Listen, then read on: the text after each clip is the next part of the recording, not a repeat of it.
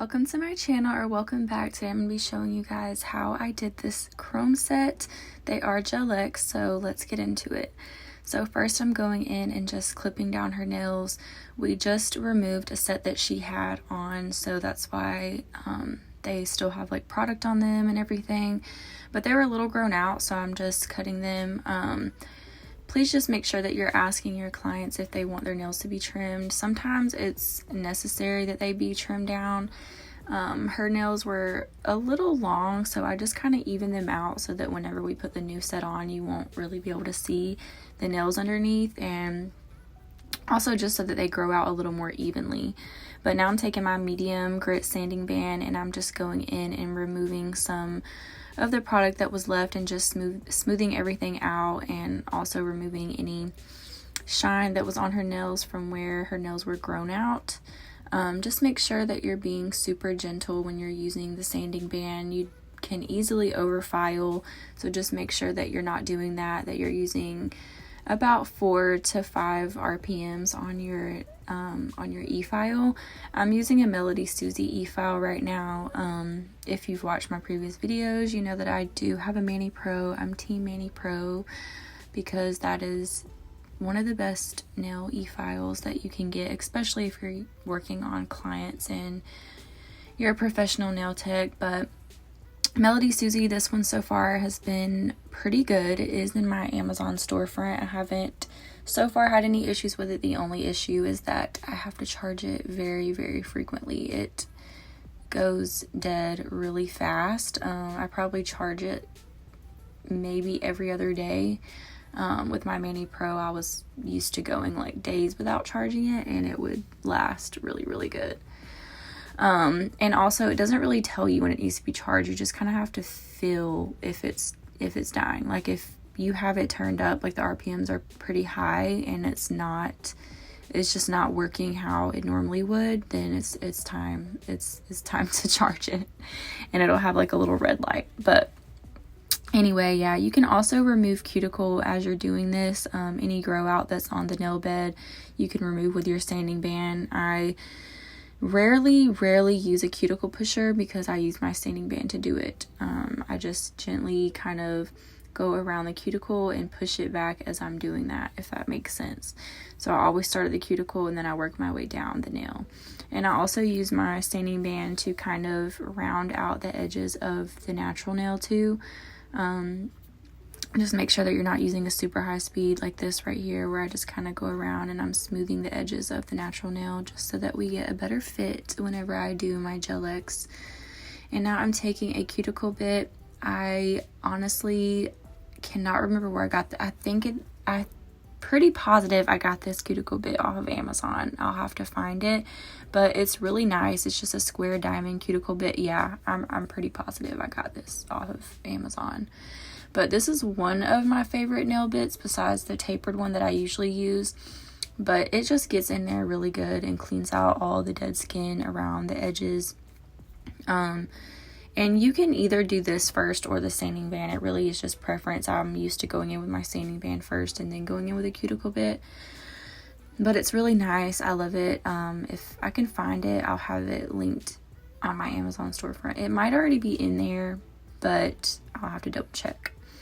But yeah, I love this bit. It just gets everything so nicely and gets under that skin and lifts it so that I'm able to go in and clip it once I start doing the cuticles. But I love it. And now I'm just wiping off the dust, and I'm also going in with some alcohol and just cleansing the nails really good with a manicure brush. Make sure that you're always swiping the dust downward when you're doing this. And now I'm taking my cuticle nippers. This is totally preference on what you use to remove the dead skin, or if you do it at all, or if your client wants you to do it. I always do cuticle maintenance on my clients if they need it. Sometimes I don't have to, but she needed it. She just has a little extra skin that grows out around her cuticle. So there is a difference between this skin and the cuticle. A lot of people think that this is the cuticle, but the cuticle is really like skin that grows onto the nail plate that you can kind of get with the sanding band and the cuticle bits, but this is dead skin. I'm not cutting live skin. You can tell the difference between live skin and dead skin. If this was live skin, she would be bleeding right now. And yes, that has happened. I have nicked people in the past. You know, sometimes it's unavoidable. It happens sometimes to the best of us, especially if the person's nails or their nail beds and their skin around their nails is not really taken care of. If it's really dry and cracked, sometimes you can mistaken the live skin for dead skin. But the dead skin is white. It usually has a completely different color than the skin around the nails. And it will also be lifted up. So make sure that you're only nipping the skin that is lifting from the nail bed and lifting away from the skin around the nail. Because if you clip anything else, yeah, your client's gonna be bleeding and probably not very happy. But this is definitely one of the most satisfying parts of doing nails for me. I love doing this, and just make sure that all your implements are clean as well. And yeah, they will be very happy, and your application will be so much better and so much cleaner and smoother. And now I'm just going in and sizing out all of her, the GelX tips on her, just making sure they fit sidewall to sidewall, and I'm not mashing the tips down into her nail for them to fit. So if you do that, it's going to stretch out the nail and it's going to fit. But what's going to happen is that whenever you put the gel, there's not going to be enough room, and it's not going to fit sidewall to sidewall like it was whenever you were fitting it. And it's also going to squeeze their nail bed, so it will feel too tight, if that makes sense. So these are the tips that I used. They are in my Amazon. And now I'm just going in with a dehydrator, because I've been using 70% alcohol instead of 90, and 90 is my favorite, so I'm just going in and dehydrating a little bit more just to make sure that there's no oils. Now I'm taking my Gelish Foundation and going in with a thin layer of this on her natural nails before we start doing the extensions. And no, I don't use primer. I just stopped using primer a while ago, and I honestly didn't see that big of a difference. If anything, my nails on my clients and everybody who was lasting longer. I just make sure to dehydrate really, really good and make sure the nail's completely dry before I go in with my gel base coat. I even did this with acrylic, and I didn't have any issues with it. I loved it. And now I'm just going in and prepping the nails. They are already pre-etched, but I'm going in and pre-etching them again because I just really want to make sure that they stay. And I'm just taking the same Gelish Foundation and I'm painting the inside of the nail and adding a little blob at the end. And we're going to start at the cuticle and rock the product forward to the tip, to the free edge of the nail. And now I'm just moving her nail in and out of the little light just to try to prevent any type of heat spikes. Sometimes it will still happen, but if you try to slowly cure the gel, you'll be able to kind of avoid the heat spikes better. So that's kind of what I do just to keep it from burning. And just remember, this is just a flash cure, so we're gonna cure for a full 60 or 90 seconds in the big lamp once all of the nails are on. A flash cure just is able to help you keep moving so that you don't have to like cure each nail in the big lamp. And also it just makes it a lot easier. So yeah, just going in and making sure that the nail is flush to the cuticle as well as I'm doing it, and making sure there's no air bubbles. To prevent air bubbles, you have to start at the cuticle and pull the product forward. That will keep air bubbles from happening. Sometimes the air bubbles will happen if the tip is not the correct size and if it's not the correct shape, because there are natural fitting GelX tips, and these are a more natural, slightly curved tip, but they're not super C-curved like some of them are, like the apex of it. And these are really good for majority of people. If you have people that have really super curved tips, you need to make sure that you're getting the sculpted GelX tips. They fit a lot better. But these are good for people with more flatter, slightly curved nail beds. And honestly, I use these on majority of my clients unless I'm using like almond shape or whatever. But if I'm doing square, these are the tips that I go for. They're actually kind of newer and I love them. I haven't had any issues with them so far. And these are in my Amazon storefront too under GelX Necessities. They just work really well and I love the shape of them. And yeah, this is what they look like. All done, all put on, looking lovely. If y'all hear something banging, I'm trying to hide away from my cat because he's really loud, and he's trying to get in the door right now.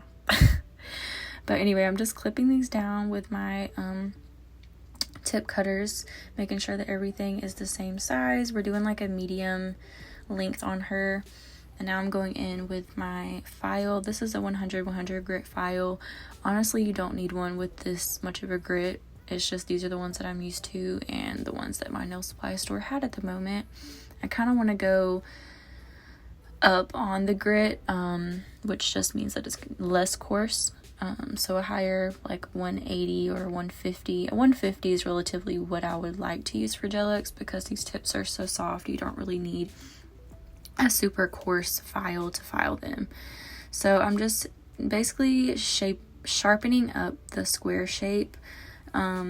If you have the GelX tips that like come, like if you have every single length and every single shape, like you really don't have to file as much, but I just don't really buy a big variety of lengths. Like I do have different lengths, but like if someone like specifically wants like a short or a medium length, I usually will just cut them down and then just go in and file.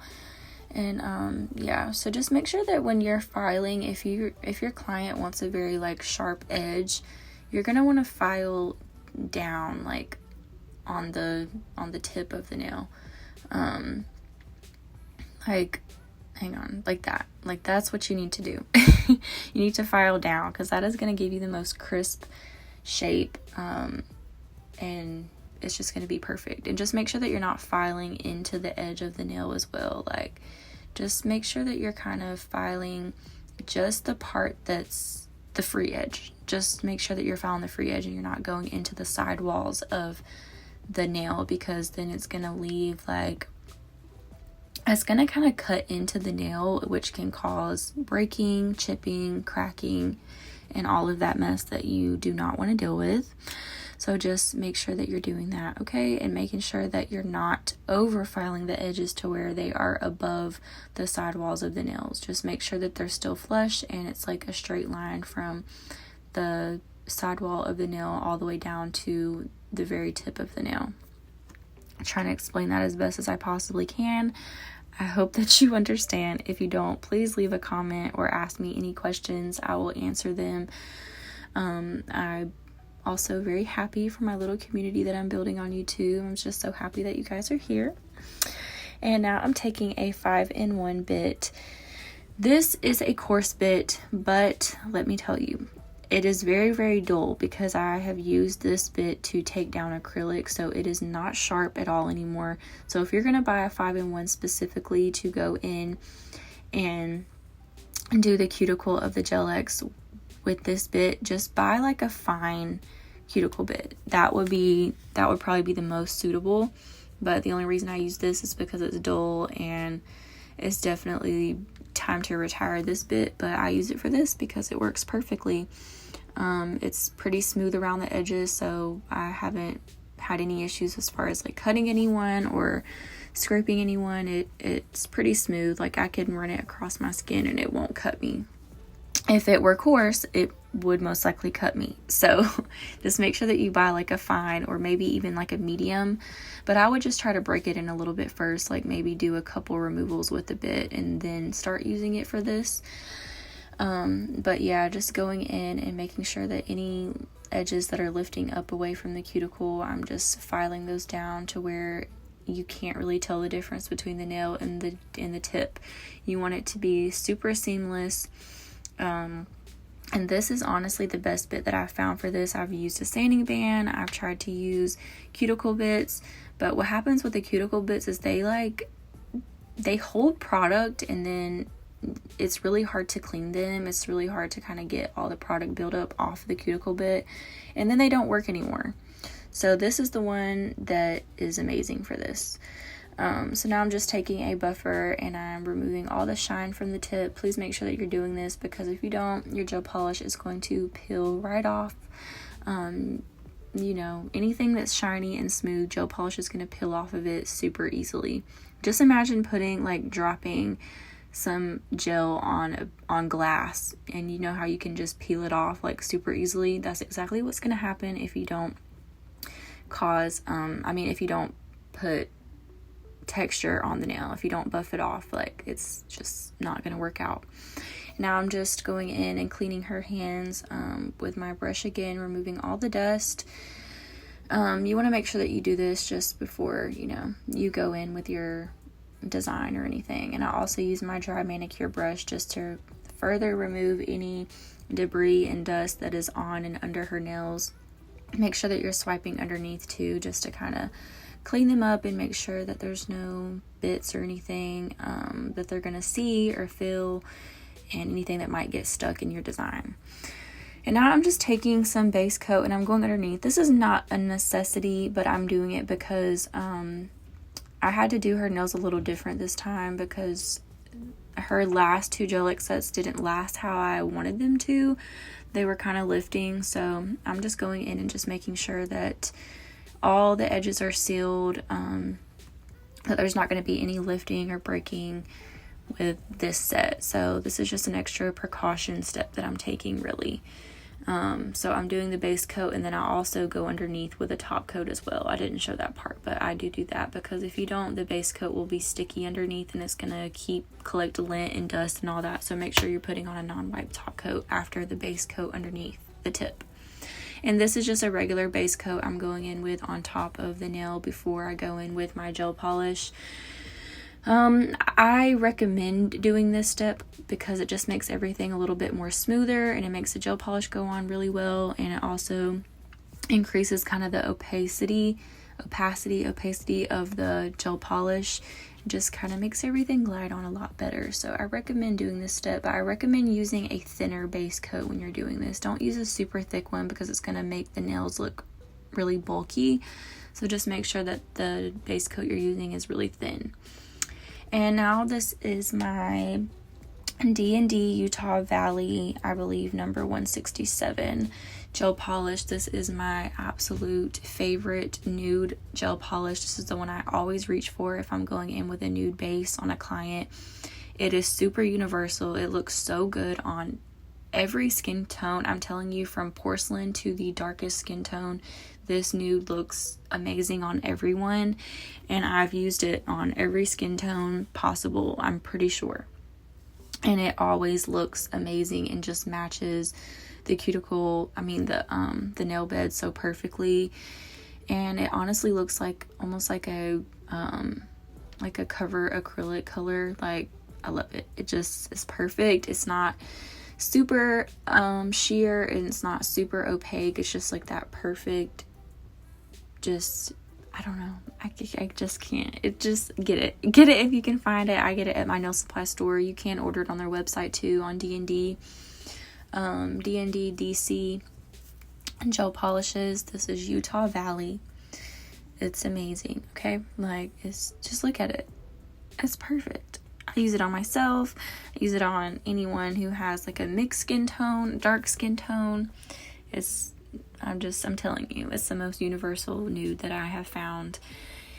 It's definitely my go-to. And I have a lot of nude colors, but this is the one that I always reach for. But she had a little bit of skin lifting up, so I just grabbed my cuticle nippers and just kind of removing it, because I think it was getting in the way of me polishing the nail. It was like a little hangnail or something, so I just kind of nipped that off and go back in and fix it. Just add a little more gel polish to make sure that it's smoothed out. And a little brush, you can just go around the edges if you kind of overspill the gel polish or if it's running into the cuticle. But this is the most important step for doing the chrome. You're going to go in with some alcohol and you're going to wipe all the nails, wipe all the sticky layer off. And I only did one coat of this gel polish too. Only did one coat. I didn't need to because I liked how this looked. But if you want to build up the opacity, however you say that, you can do 2 coats. And this is a IBD hard gel. This is just kind of like a sheer pink, but honestly, whatever color you have is completely fine. And I'm just taking a short liner brush. I'm not sure which length this is. It's just one that I have in my drawer. But you're going to go in and basically create these little swirls with the gel, and you're going to make sure that it's thick enough to where you can see it and it's like gives a 3D effect. And yeah, you're just going to create these little swirls. I just kind of go over it until I get it how I want it and it's really, really smooth. I was going to use like the 3D sculpting gel stuff, the solid gel, but I kind of wanted to try this out. I thought this would be a little bit easier instead of getting that stuff out and rolling it out and cutting it and placing it on the nail. And I don't know, it just seemed like a little bit more work to me. I do still want to try it out, but this is the method I chose to go with on this day. And like I said, you're just going to make sure that it's super thick. Just keep in mind, you know, that you're going to be putting like 2 other coats of product on this, so that's why I suggest making it really thick so that you can still see the 3D effect, because you don't want it to disappear once you put on the gel polish, the chrome, and the top coat. Like, just make sure that it's super thick so that you get that 3D effect. Each nail doesn't have to be the same. I recommend doing them all kind of different just to give it a little, you know, diversity and a little more dimension, and just so they look a little more abstract, you know, just so they're not all the exact same, but kind of the same, you know what I mean? But honestly, this was kind of fun doing. This was my first time doing this like chrome, you know, this trendy chrome set. I've been doing a lot of chrome, but I haven't done this specific one yet. And now with the same brush, I'm just taking a super thick black gel polish. This is the Creation Super Black, I believe. And I'm just outlining the, I'm outlining the gel that I just did, the hard gel. And then I'm just painting the inside. So you're just going to paint the inside and paint the little, the line that you just created. Just make sure that you're kind of getting all the way around it, just so that you don't have like that chrome kind of sticking to the outside and it just doesn't look smooth anymore. So I'm doing my best just to cover as much as I possibly can. You can go in with like a similar color to whatever chrome you're doing too, but I just decided to use black because I feel like black just looks kind of the best when you're doing chrome. It just makes the color stand out really, really good. And you can use, I'm using a detail brush just because it was a lot easier to kind of go around and line the little 3D line. But yeah, like I said, you can use a different color, but I think black just looks the best in my opinion. But this gel polish, the reason that I really love it, I just discovered not long ago, is it basically dries non-wipe. So I don't have to go back in and do like a top coat over this black and then cure it and then put the chrome on, because that's a whole extra step.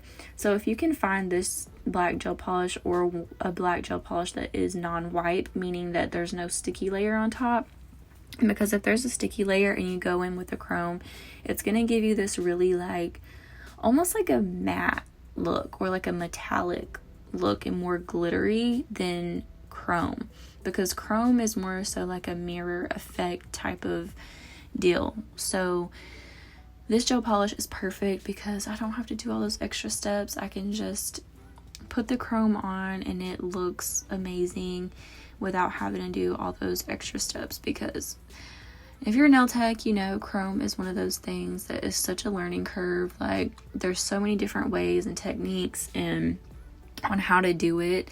So this is just, I've been playing around with a bunch of different techniques, but this one I really loved working with. It was so perfect. And another tip for when you're doing the chrome, don't cure this layer fully. Like, don't do it for the full 60 seconds. I would recommend at the most do 30 seconds. 15 might be a little too, might not be long enough because it is black. So you do want to make sure that it's like, it's cured, but not fully, okay? So I think I cured for about 30 seconds. Now, this is the color that we're going with. I love it.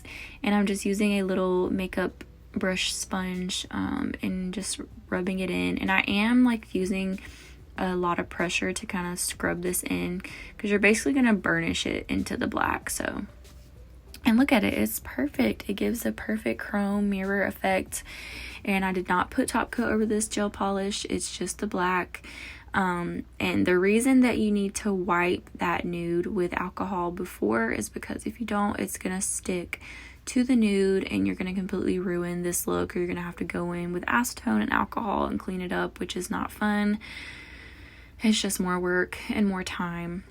So make sure that you're wiping it with alcohol before. And now I'm just going in with my non-wipe top coat, and you're gonna try to use like a thinner layer just so that you're not kind of blending that line in. Like I said, you still want it to be 3D. You want to be able to see that effect, and just make sure that you're coating it really well, but not using a super thick layer because it will kind of mess with the design. It'll also make your nails look really, really bulky, which we don't want to do that, okay? And if you want to ensure that the chrome is not going to like chip away from the edges, you can always go in and file the edges before you top coat it, and then just kind of seal it, the top coat around the edges, so that, you know, just so the edges are kind of rough, so that the top coat has something to seal around it. I didn't do this on her set. I kind of wish that I would, but I just wasn't thinking about it and I forgot. But I did go in and kind of reshape her nails and file the edges just so that they're not bulky. Because if you do work with GelX and gel polish, you know that things can get kind of bulky sometimes, the edges. So honestly, the easiest way to fix that is just to go in and finish file and just kind of reshape the nails a little bit. I did not show that on here because I think my phone fell and I like grabbed it and I touched my camera and things got a little bit blurry. So I didn't show that because the clip was just kind of ugly. But just know that I did that. I did go in and finish file and just make sure that everything was nice and square and crisp. This top coat, I believe, is iGel Beauty non-wipe top coat. I just have a big refill bottle of it. Honestly, that's the best way to go, is just to get a refill bottle. Now I'm just going in with cuticle oil. You see my camera got a little blurry, but you know, anyway, I'm just adding the cuticle oil, going in and rubbing that in. We also did a hand scrub on her. I just didn't show that part, but I do offer that as a service, just a hand scrub, a nice like rose smell. But this is the final look. I absolutely love this set and how it came out. It was super fun to do. I hope you learned a lot from this video. If you have any questions, please feel free to ask me in the comments. I will be back next week with another video. Thank you guys so much for watching, and I hope you have a wonderful rest of your day.